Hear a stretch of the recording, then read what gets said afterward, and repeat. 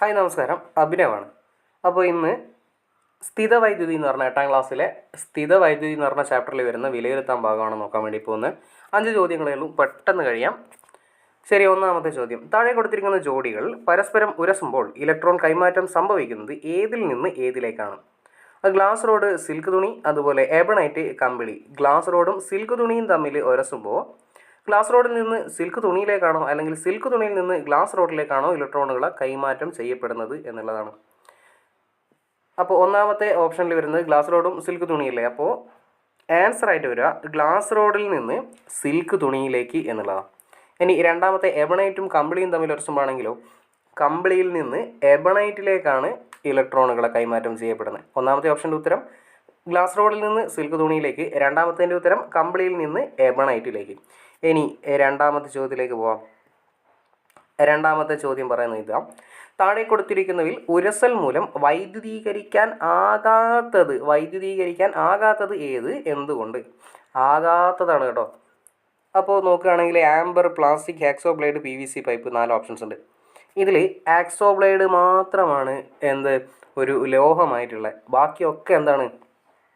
ലോഹമല്ല. അപ്പോൾ ആക്സോ ബ്ലേഡിനെ മാത്രമാണ് ഉരസൽ മൂലം വൈദ്യുതീകരിക്കാൻ കഴിയാത്തത്. ഉത്തരം വരിക ആക്സോ ബ്ലേഡാണ്. കാരണം ലോഹമായതുകൊണ്ട്. നെക്സ്റ്റ് ചോദ്യം. നന്നായി എർത്ത് ചെയ്യാത്ത മിന്നൽ രക്ഷാചാലകങ്ങൾ ഗുണത്തേക്കാളേറെ ദോഷം ചെയ്യും. ഈ പ്രസ്താവന സാധൂകരിക്കുക. മിന്നൽ രക്ഷാചാലകം എന്താ പരിപാടി എന്നുള്ളത് നമുക്കറിയാം. ഏതെങ്കിലും ഒരു നല്ല ഹൈറ്റുള്ള ബിൽഡിങ്ങിൻ്റെ ഏറ്റവും മേലെ ആയിട്ട് ഒരു കമ്പി ഇങ്ങനെ കുത്തിവെച്ച പോലെ ഒരു സെറ്റപ്പ് ഉണ്ടാവും അല്ലേ. എന്നിട്ട് ഈ ഒരു ലോഹഭാഗത്ത് വന്ന് ഒരു വയർ ഇങ്ങനെ വലിച്ചിട്ട് ഭൂമിയിലേക്ക് കണക്ട് ചെയ്ത് വെച്ചിട്ടുണ്ടാവും. ഏകദേശം ഇതുപോലെ ഉണ്ടാവും. മിന്നൽ രക്ഷാചാലകത്തിൻ്റെ ഏറ്റവും മേലെ ഭാഗം നോക്കുകയാണെങ്കിൽ അതിങ്ങനെ കൂർത്ത് കിടക്കുന്നതായിട്ട് കാണാം അല്ലേ. ഭയങ്കര ഷാർപ്പായിട്ട് കിടക്കുന്നുണ്ടാവും. അപ്പോൾ മിന്നൽ ഉണ്ടാവുമ്പോൾ മിന്നൽ രക്ഷാചാലകം ഉണ്ടെങ്കിൽ മേഘത്തിൽ നിന്ന് വരുന്ന ചാർജിൻ്റെ വിപരീത ചാർജ് ഈ കൂർത്ത ഭാഗത്തുണ്ടാവും. ഇവിടെ മേഘത്തിൽ ഏതാണോ ഉള്ളത് അതിൻ്റെ ഓപ്പോസിറ്റ് വിപരീത ചാർജ് കൂർത്ത അഗ്രത്തേക്ക് ഉണ്ടാവും. ഇനി ഈ എർത്തിങ് കറക്റ്റായിട്ട് വന്നിട്ടില്ലെങ്കിൽ, ഈ വയർ താഴോട്ടേക്ക് വലിച്ച ഈ വയർ കറക്റ്റായിട്ട് അല്ല, എന്തെങ്കിലും മിസ്റ്റേക്സ് ഉണ്ട് എന്നുണ്ടെങ്കിൽ എർത്തിങ് മര്യാദയ്ക്ക് നടക്കില്ല. എന്ന് വെച്ചാൽ ഇവിടെ ഇങ്ങനെ കുറേ ചാർജുകൾ വന്ന് നിറയും. ഈ നിറയുന്ന ചാർജ് കറക്റ്റായിട്ട് ഈ വയറിലൂടെ എർത്തിലേക്ക്, ഭൂമിയിലേക്ക് അങ്ങ് പോകേണ്ടതാണ്. അതില്ല എന്നുണ്ടെങ്കിൽ എന്താ പറ്റുക? ഉറപ്പായിട്ടും അപകടം ഉണ്ടാവും. ഒന്നെങ്കിൽ എർത്തിങ് ഇല്ല എന്നുണ്ടെങ്കിൽ എന്ത് ചെയ്യും? ഇലക്ട്രോണുകളൊക്കെ കെട്ടിടത്തു നിന്ന് ഈ അഗ്രത്തിലേക്ക്, ഈ കൂർത്ത അഗ്രയിലെ ഈ ഭാഗത്തേക്കോ അല്ലെങ്കിൽ തിരിച്ചോ പ്രവഹിക്കും. ഒന്നെങ്കിൽ കെട്ടിടത്തു നിന്ന് ആ അഗ്രത്തേക്ക് പ്രവഹിക്കും, അല്ലെങ്കിൽ അവിടെ നിന്ന് അധികമായിട്ട് വരുന്ന ആ ചാർജുകൾ എന്ത് ചെയ്യും? കെട്ടിടത്തിലേക്ക് വരും. അപ്പോൾ നമ്മളെല്ലാം അടുത്തുണ്ടെങ്കിൽ വലിയ അപകടം ഉണ്ടാവും എന്നുള്ളതാണ്. അടുത്ത ചോദ്യം. മിന്നലുകൾ ഉള്ളപ്പോൾ അതിൽ നിന്നും രക്ഷ നേടാൻ സ്വീകരിക്കേണ്ട മുൻകരുതലുകൾ എന്തൊക്കെയാണ്? അപ്പോൾ ഇടി മിന്നലുണ്ടാകുന്ന സമയത്ത് വീട്ടിൽ നിന്നെല്ലാം പറയുന്നതാണ് ഈ ഇരുമ്പ് പോലെയുള്ള ലോഹങ്ങളുടെ അടുത്തൊന്നും നിൽക്കരുത്, അല്ലെങ്കിൽ അതൊന്നും കൈ പിടിച്ച് വെക്കരുത് എന്നുള്ളത്. പിന്നെ വൈദ്യുത ഉപകരണങ്ങൾ ഉണ്ടെങ്കിൽ അതിൽ ഓഫാക്കി ഇടാൻ പറയില്ല. TV, ഫ്രിഡ്ജ് എല്ലാം നമ്മൾ ഓഫാക്കി പ്ലഗ് നിന്ന് വലിച്ചിടുന്നില്ലേ. അപ്പോൾ വൈദ്യുതോപകരണങ്ങൾ ഉണ്ടെങ്കിൽ അത് ഓഫ് ചെയ്ത് വെക്കുക. ലോഹങ്ങളൊന്നും പിടിച്ച് നിൽക്കാണ്ടിരിക്കുക. അതുപോലെ തുറസായ സ്ഥലത്ത് വേറെ മരങ്ങളും ബിൽഡിങ്ങുകളോ കാര്യങ്ങളോ ഒന്നും ഇല്ലാത്ത വെറും തുറസായ ഗ്രൗണ്ട് പോലെയുള്ള മൈതാനം പോലെയുള്ള സ്ഥലത്തൊന്നും പോയി നിൽക്കാണ്ടിരിക്കുക. അതുപോലെ നല്ല ഉയരമുള്ള മരത്തിൻ്റെ ചോട്ടിലും പോയി നിൽക്കരുത്. ഉയരമുള്ള മരം പോലെയുള്ള അല്ലെങ്കിൽ എന്താ പറയുക, നല്ല ഹൈറ്റ് വരുന്ന അങ്ങനെയുള്ള സാധനങ്ങളുടെ ഒന്നും നേരെ ചോട്ടിൽ പോയി നിൽക്കാണ്ടിരിക്കുക.